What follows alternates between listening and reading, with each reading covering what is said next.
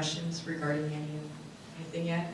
Okay, well, I know we touched a little bit on guest services. Can you go a little more into that? We talked about cleanliness, appearance.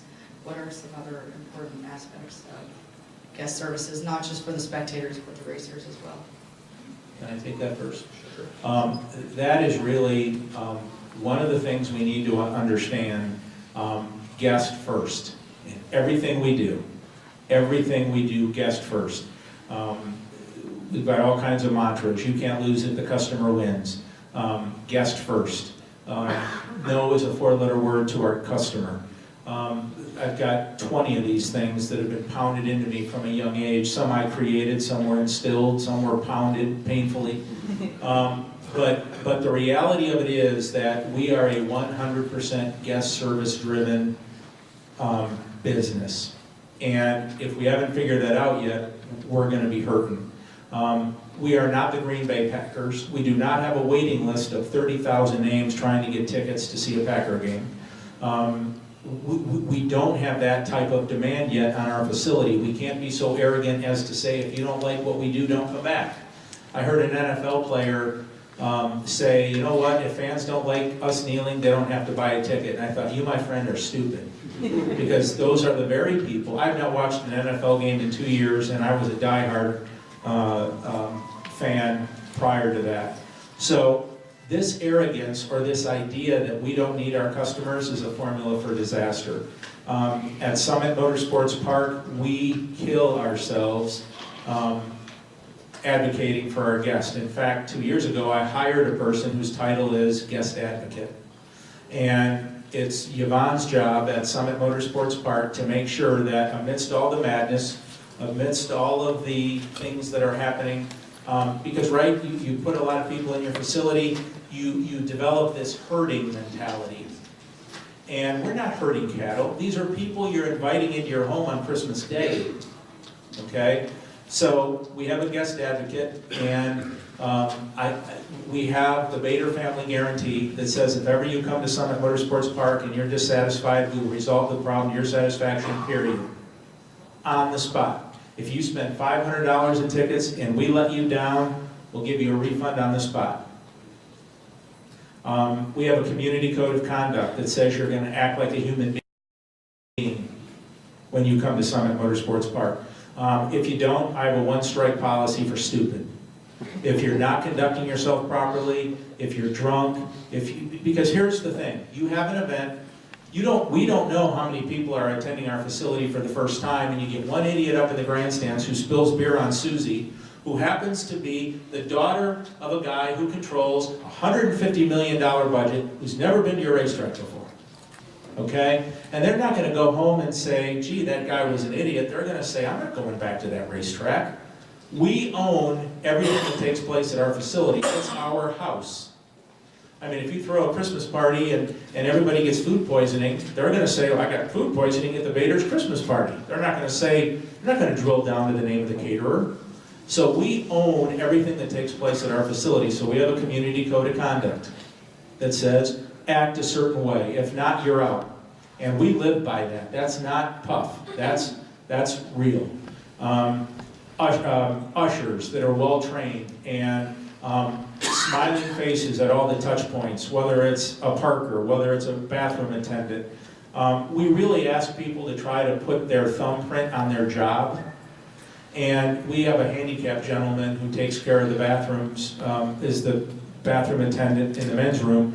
And we didn't hire him because he was handicapped. We hired him because he had a tremendous personality. I get more letters about him than anybody else in the joint. I've not gotten one single letter about me in 2017. Not one. Nobody said, you're a great guy. I get tons of letters about this kid making $10 an hour in the men's bathroom. Or parkers, or ticket sellers, or our guest service folks. So we need to figure out really quick what the heck we're doing. And things like shuttles, handicap shuttles, pregnancy parking, nursing stations. 48% of the kids in this country are born to a single parent. That's a problem because everything is male-oriented advertising and marketing. Sunday, Sunday, Sunday, crash and burn. Bodies coming off funny cars and cars slamming into the walls. That's terrifying to women. They're sitting there thinking, my God, what if parts go in the grandstand? They're not like us. They're not, I mean, we stand trackside. Do a survey the next time you're at your racetrack and see how many women are standing on the fence. You know, it's kind of scary. So there's a multitude of things, but I think what we need to remember, guest first. Guest first in everything we do. Boy, that's such a great point. 60 years, we've been in the same location for 60 years. We have not had public water and sewer for 60 years. That's a challenge. That's a really big challenge. But part of that is making sure that you have, if you're using POLs, that you've got them and they're clean and they're kept up and the door's locked, and you know, I mean, that's a big deal. It's, again, women, we depend on the women. They're the decision makers. Sorry, guys, but they're the decision makers. That's not true. They're making. Where's your wife? That's a huge thing, and you know, you've heard that term, driveway to driveway experience. What is that driveway to driveway experience? Do they know how to get to your facility? Do they know the easiest ways to get in to not maybe always be in the long traffic lines? And do you have good traffic control? And do you have efficient parkers? And how easy is it to buy a ticket? And how quickly can they get in? I mean, it goes on and on. You know, we have tried over the last few years to say, hey, when we have people leaving the facility and they're driving home, we want them saying, wow, this was such a great experience. We did this, we saw that, blah, blah, blah, blah. By the way, it was a pretty good drag race too. So making sure that everything around it is the experience that makes it to where they go, that was phenomenal. And by the way, we have a lot of tough competition, right? I mean, look at all these ball fields and stuff that are being built, they're spending hundreds of millions of dollars on. That we can't compete with. We can't compete with that.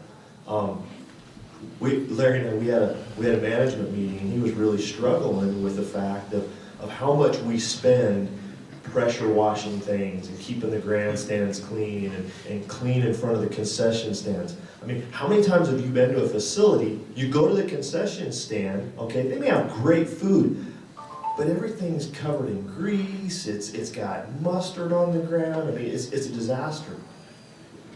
You really kind of lose your appetite, right? So now you're losing sales, just the atmosphere of it. So, you know, just that cleanliness thing has so much to do with it. We're in a really unique position where we're located and how we have to get people in and out. And it pains us horribly the amount of money that we have to spend in traffic control. But again, today, people's patience, right there. So if you don't spend the money, you don't spend the time to figure it out, to make it convenient and make it enjoyable for them, doesn't matter how much money and how much time you spend to get them there, you're not going to get them back. So those are, but I thought you'd appreciate the fact that we haven't had water and sewer for 60 years, and it does make it very, very challenging. And I think also understanding that a lot of your customers, it's the case for us, March Meet is an example for us, this is their big trip. They've planned this for a long time. People coming to our March Meet or our reunion or other events, this is like me taking my family to Disneyland. We plan all year long for this, and we go, we get the hotel, we get the shuttles, whatever, and then if we show up and they start yelling at us, or they start telling us to go here, can't go here, there's signs up, and all this chaos, my whole vacation has just been ruined.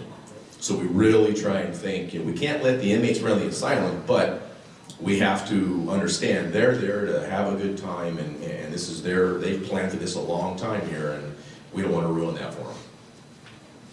I'll just share a couple of basic things. You know, Norwalk's known for its ice cream worldwide. Everybody knows you can go to Norwalk and they're lined up for miles to buy ice cream.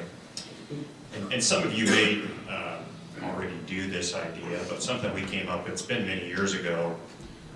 It's hot in Boise in July, August, often June and into early September.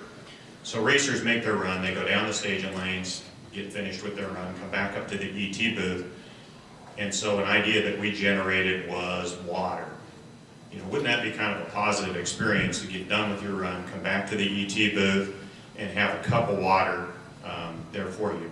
We started doing it whenever it got over, I can't remember if it was 90 or 95 degrees, but we started filling water through the filtering system in our Pepsi machine in little tiny cups about this big, put lids on them, fill one of those big boat things that holds a whole bunch of them, carrying them back and forth to the ET booth long before we even had, I think, our first golf cart. Then we started taking them down.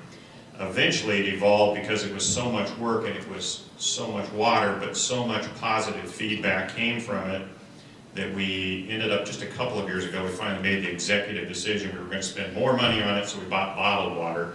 It simplified things in the food stand if it got busy or whatnot, and it actually, with our Pepsi relationship that's been tied into the track for a long time, we often wonder how we can elevate how much Pepsi we sell through our stands. And I thought, well, let's go ahead and buy Aquafina. They got that thin bottle, the thin plastic, instead of the one you actually sell.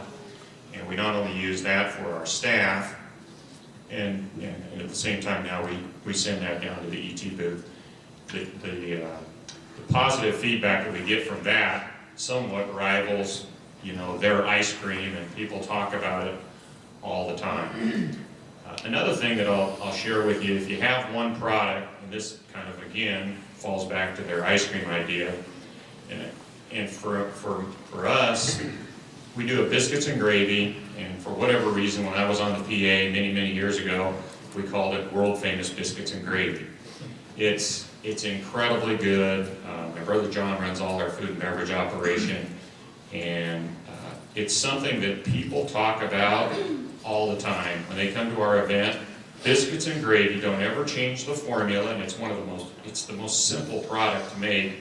And the fact that it's world famous, I mean, it's just a word we made up in the tower and it's stuck, but it's just something else that you can kind of hang your hat on, you know, at your track. And it might be some other type of product that many of you might do as well, but the world famous thing kind of is it attaches something to it. To remember, in this room we have tracks of all sizes, including up here on the panel. I mean, our market is, I think it's 102 now. Our metro is 665,000 people. That's if you draw a 200-mile circle around our area.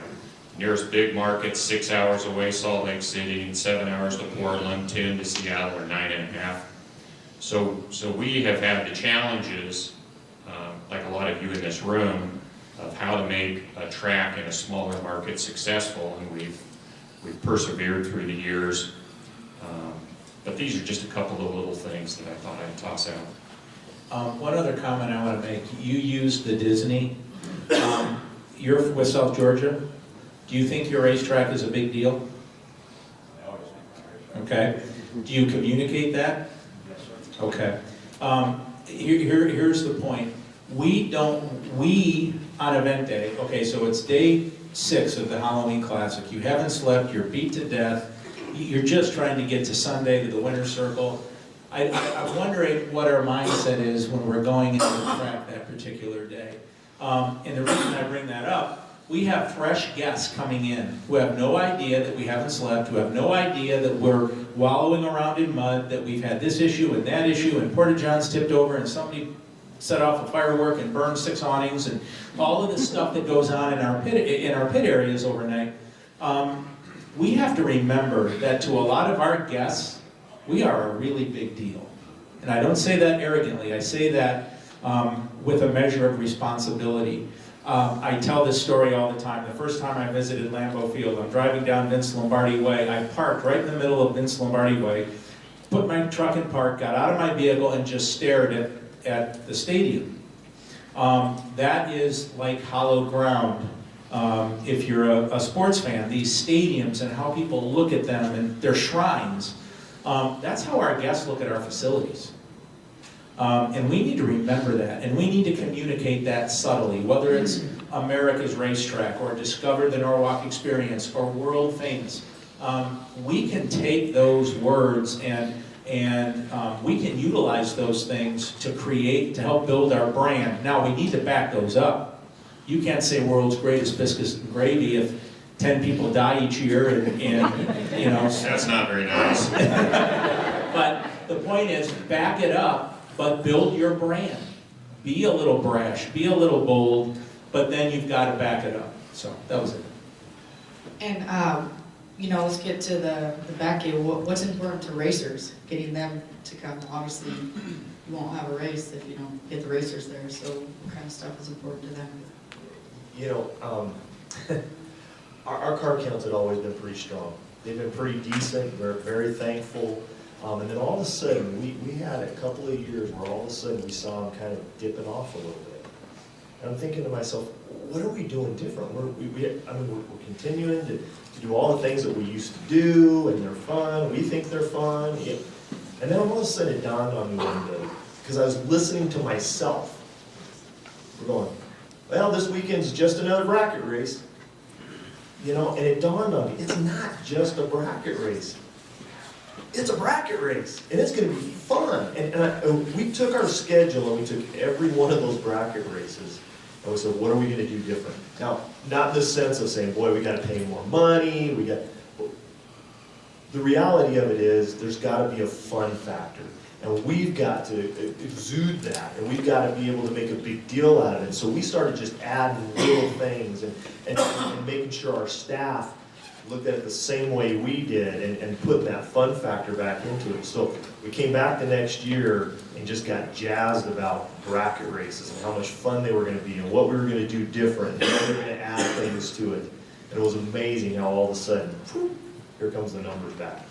So it taught us a really valuable lesson. You know, we took those for granted. We just kind of took the attitude of, they're always going to come, right? They're racers, they're bracket racers. They're going to show up, pay their money, make their time trials, race, whatever, go home. Not so much. They've got options. They've got options, and how we treat it and how we look at it really, really makes a big difference. You know, there's a couple things that my father always said. You have to have a reliable timing system, and you have to have a hook and racetrack. If you have those two things, you're going to be well on your way. But Sporty just hit on the single most important thing, fun. We get stuck in whether we're looking past a bracket race to the next big event, or we have 20 bracket races, and it's like, you know, it's why you have 1,000 pictures of your first child and one of your second. The shine is off the apple, and it becomes a function of repetition, right? You've already been there, done that. It's not about money. We can't pay these guys enough. I mean, I'm looking at the rates out here on the boulevard, $500,000 for a toter home. I haven't even put a trailer, a race car, or spare parts in it yet. And I have those coming into my racetrack. We all do.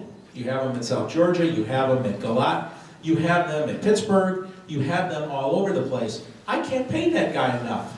I mean, I'm paying him $1,100 to win. I could pay him $5,000, and he's still going to lose money at the end of the year. So what can we do? How do we differentiate ourselves? How are we the young cola? Well, we do that through fun. And that's why we all got into this to begin with. People started going to the racetrack. It was a hobby. Why do you go hunting? It's fun, I guess. To me, it sucks. But to some people, I'm sure it's fun. Fishing, cabins, getaways. This is their hobby. This is supposed to be fun. And we royally mucked it up when we started throwing all of these, when we started incentivizing them with all these things. The Carolinas are a perfect example of the craziness of I'll pay 4, I'll pay 5, I'll pay 6. We need to get back to basics. Fun, fellowship, bench racing, camaraderie, kid-friendly. We want mom, dad, and the kids to come to our facility. So we have electric. We have free electric. Does it cost a lot? Yeah.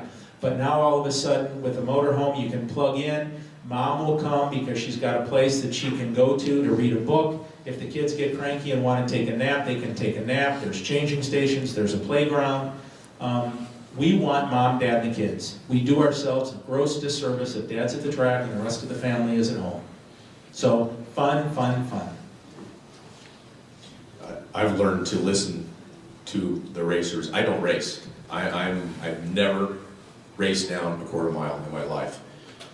But I've done everything it takes to get that track ready and to get the timing system, right, make sure the gate staff's open, there everyone's having a good time. At the end of the day, when you want to get out of there, stop and listen to your racers. They are jazzed, you're paying them some money, they just won.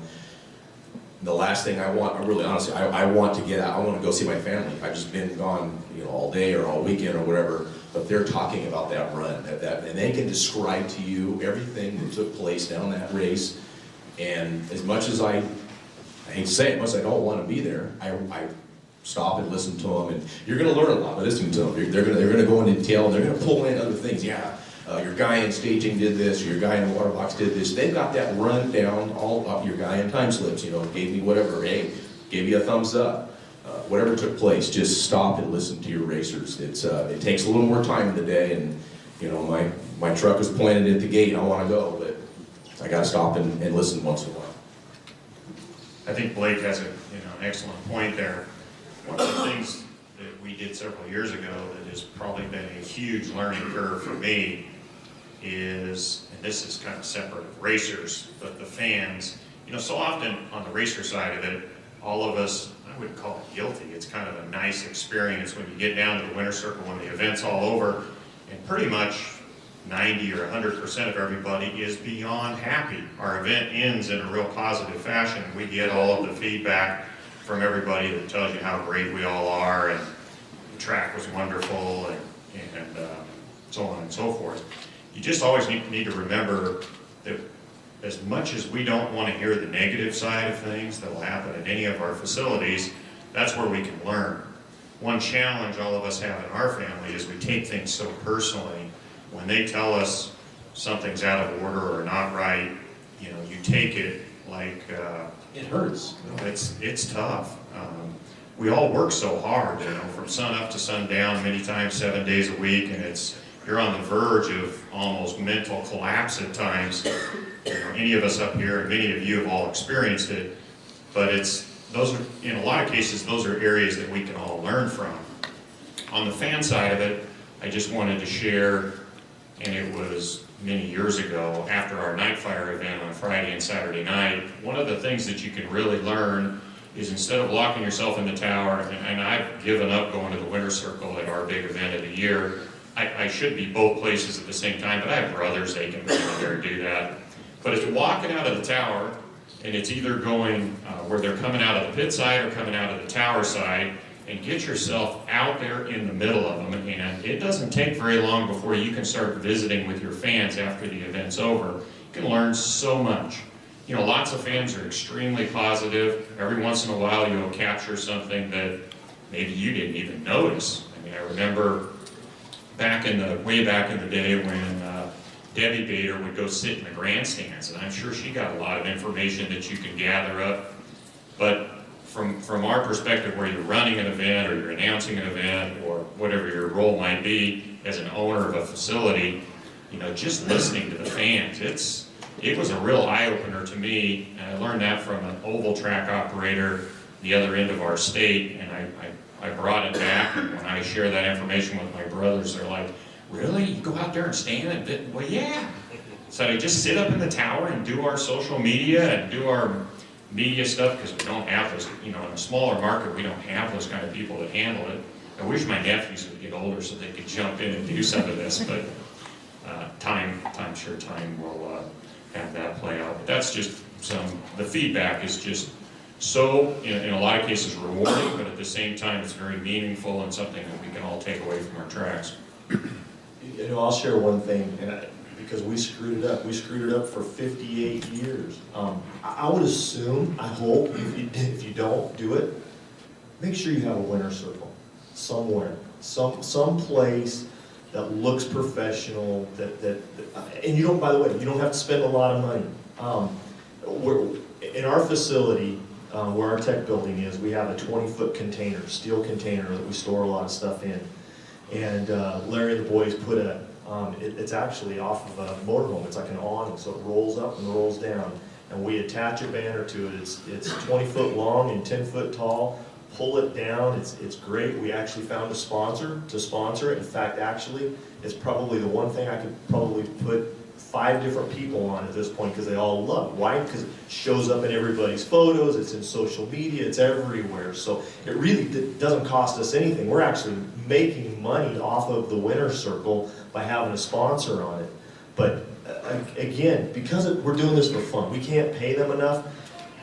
We got to feed their ego, and they love that, right? I mean, if you've got a winner's circle and you've got a place, that's a huge, huge thing for them to be able to go, have their picture taken, have their family, have their friends, all that kind of stuff. We didn't do that. We had not had a good place to do that until here a couple of years ago. And finally, we kind of, woke up and said, we got to start paying attention to this and making a big deal out of it. The next piece of what we started to do with that is that at the end of the year, we would have our champions, our end of the year season champions, autograph it. Makes them feel really important, right? So they autograph it, then we take it down, take it to our awards banquet at the end of the year and auction it off. And then we take that money and give it to charity. And so for us, our Race to Read program is a really big deal. So that money goes into the Race to Read program. So, and you'll love this. This year it brought $3,500. So big deal. So big deal for the charity or your charity of choice. So there's a lot of really cool things you can do with it. And the reality of it is you'll make money off of it. And it goes such a long way with your racers and helping to feed their egos and making them really feel special. And we screwed it up. We hadn't been doing it. We're coming up on about an hour here. It's about 9 o'clock, so I want to start wrapping up a little bit, but I want to touch on unity at the tracks. How important is it to work with your neighboring tracks, or any tracks for that matter, to keep motorsports alive? Is there anybody from Pueblo here? I'm sorry, I don't have great eyesight. I'll just say for us, we're in a really unique area where we frankly don't have a lot of racetracks real close to us. We're in Denver, we've got Grand Junction, we've got Julesburg, we've got Pueblo, we lost Douglas, Wyoming here a couple of years ago. It's a big deal. It's a big deal. We depend on those other tracks, and it's important for us to make sure that they're healthy. Every time we lose one of those facilities around us, cars go away. I may not pick up those cars from Pueblo or from Grand Junction more than maybe 3 or 4 times a year, but that's 3 or 4 times a year. I need them. I really need them. So it's very important that those tracks are around, and so we've tried to work different programs, even like with our King Street program, where there'd be a series where it comes from our track to one of their tracks and so forth, and we can even do our own individual points, but to where there's also a series type thing that helps to move them around a little bit. But boy, we're thankful when they're healthy. I can tell you that Sporty is spot on. Every track in the country, and hear this if nothing else, we are not competitors of one another. Our competitors are those that are vying for the entertainment dollar. Those are our competitors. We are not competitors of each other. I'll use Detroit Dragway as an example. They had a core of 300 racers that went to that racetrack. When Detroit Dragway closed, I took a trip up to a transmission shop and I spoke to those 300 racers. And I tried to encourage all of them to come to then Norwalk Raceway Park. It's 119 miles. And I was successful in securing about a half a dozen of them through about the first 2 races. And then by halfway through the year, I was getting one of them. And then by the end of the year, I was getting none of them. There is a core group. There's a core group at Galat. There's a core group at South Georgia. There's a core group at Pittsburgh. There's a core group at each one of our racetracks that race with us. And they're dead loyal to our core program, our Super Series, our weekly bracket program, and then they're going to go to attend Grand Nationals, a no-box bonanza, a Halloween Classic. But when that track closes, that core does not relocate or migrate to another racetrack. They stop racing. They park their cars and they stop racing. And I can statistically prove that because there was a villa in Fort Wayne Detroit Dragway in southeast Michigan, the strength of tracks in Canada. I can look at my Halloween Classic and I can tell you that from Canada, we went, now this was really a result of the state of racing in Canada and September 11th, but I can tell you I would draw 200 cars from Canada for the Halloween Classic. Now I'm down to 60. Where did those, I didn't irritate 140 racers. I'm sure I may have irritated some of them, but not 140 of them. So you pick up the phone and you call them and you talk to them and you find out that they're, what's happening in the scene in Hamilton or in Ontario isn't healthy, and there's border issues and there's all these things that take place. A village is closed and their racers park their cars. Detroit Dragway closed and their racers park their cars. So we, every time a track closes, we lose, period. Competition is good. I have a neighboring situation with Dragway 42 that had a core group of 150, 160, 175 racers, whatever the number is. My weekly car count didn't go up by that amount. It went up by a few, and neighboring tracks went up by a few, but a lot of those folks parked their stuff. And so we need each other to be healthy, and hopefully that's one of the things as this thing grows legs and we start talking. You know, I said to Sporty, you think that there's something about the national event mystique, that we have some magic bullet. I haven't talked to Sporty in over a year, and I used to talk to him all the time. We had an organization called the American Promoters Association, and we would meet twice a year. And then for a multitude of reasons, it fizzled out. But the point is, how often do we talk to each other? We don't. And we need to, because there's nobody in our market that understands our trials and tribulations. Whether it's a service sector, whether it's a big box store, whether it's manufacturing, we are a unique animal. And this is a miserably hard business.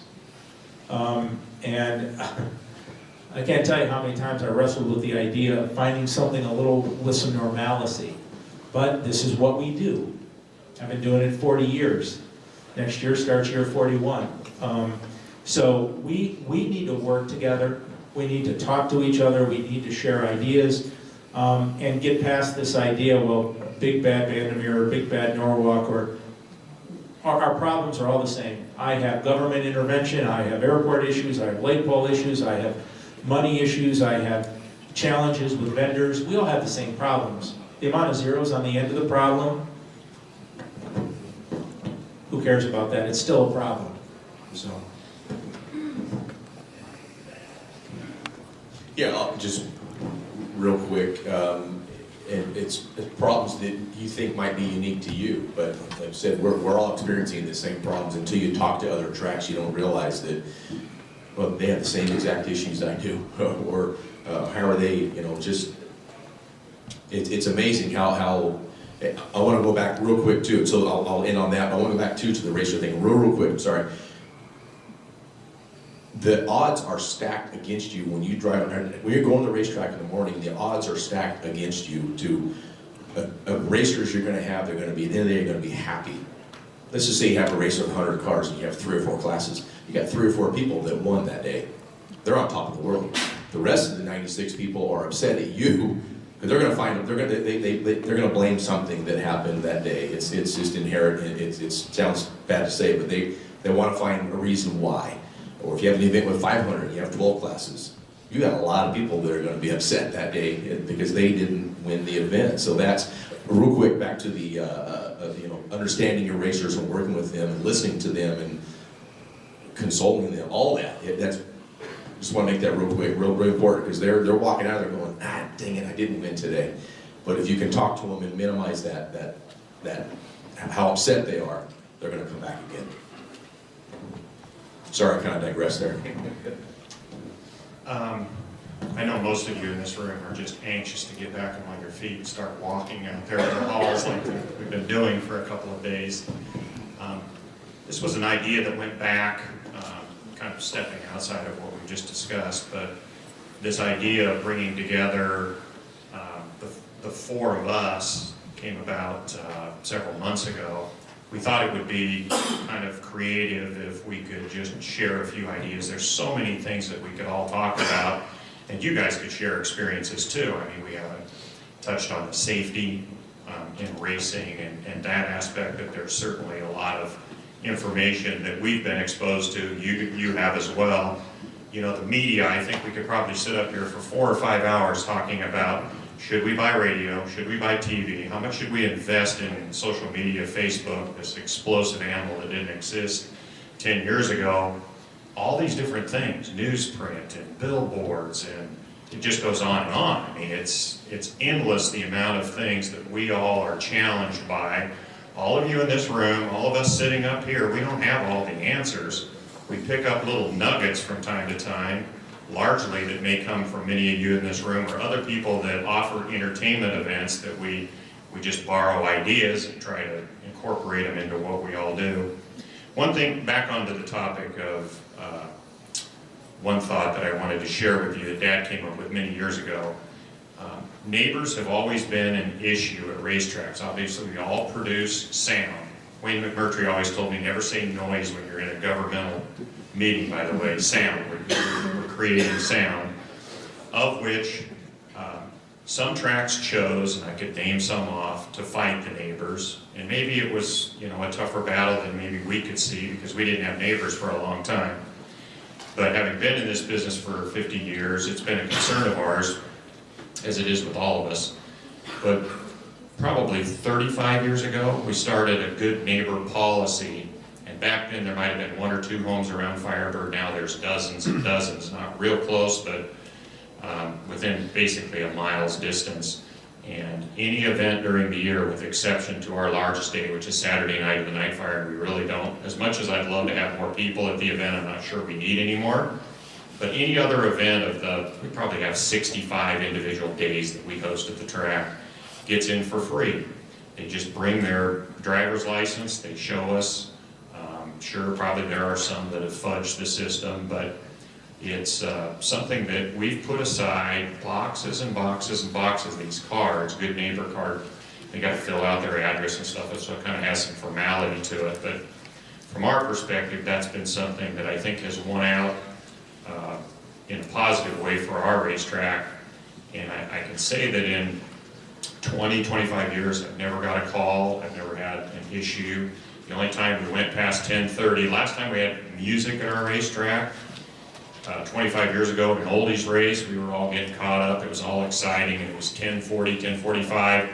Here rolls in 4 police cars with their lights on, and I'm like, holy crap, now what?